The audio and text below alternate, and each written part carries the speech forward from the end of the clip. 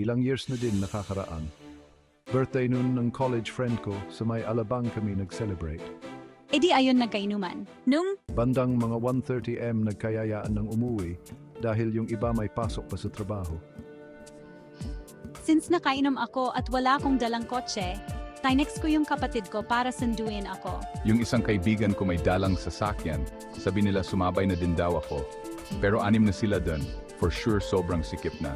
Alam kong masamang mag-drive ng nakainom. Pero alam ko din na di naman ganun kalasing si JJ at kaya pa niya mag-drive. Hinintay muna nilang dumating yung sundo ko para sabay-sabay na kaming bumiyahe, since isa lang din naman way namin. So, ayun nga, nasa Daang Hari na kami. Sa may stoplight, naka-stop, magkatabi lang yung sasakyan nila JJ at yung sasakyan ng kapatid ko. Tas nung nag-green na, nauna na sa amin sila JJ, pero magkasunod pa din kami kahit medyo malayo sila sa amin ng ilang meters. Kitang-kita namin ng kapatid ko yung sasakyan nila since halos kami lang yung dumadaan that time. Medyo patulog na ko sa sasakyan nang biglang magpreno yung kapatid ko. May matandang lalaki na tumatawid. Ang bagal niya lumakad, ang weird lang na may matanda panggising ng ganong oras.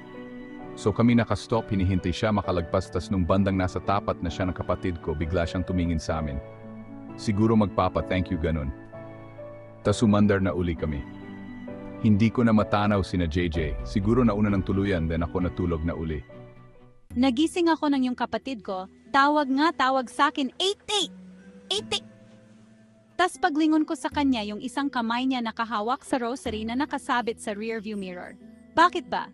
Anong oras na? 2:30. Bakit? Ina! Kanina ka patulog, tas due trace pa din. O ano ngayon? Pero hindi na sa Daang Hari pa din tayo. Kanina pa ko nag-drive dito, dapat nakauwi na tayo sa bahay ng ganitong oras.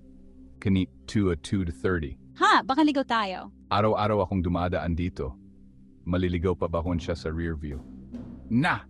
Siyempre nagulat ako so lumingon ako sa likod. Expected ko may ibang sasakyan humahabol sa aming ganun, pero iba nakita ko. Yung matanda kanina nasa backseat. Napatili ako pero walang boses. Pumikit na lang ako tas nagdasal. Kapatid ko naman panay mura pa din.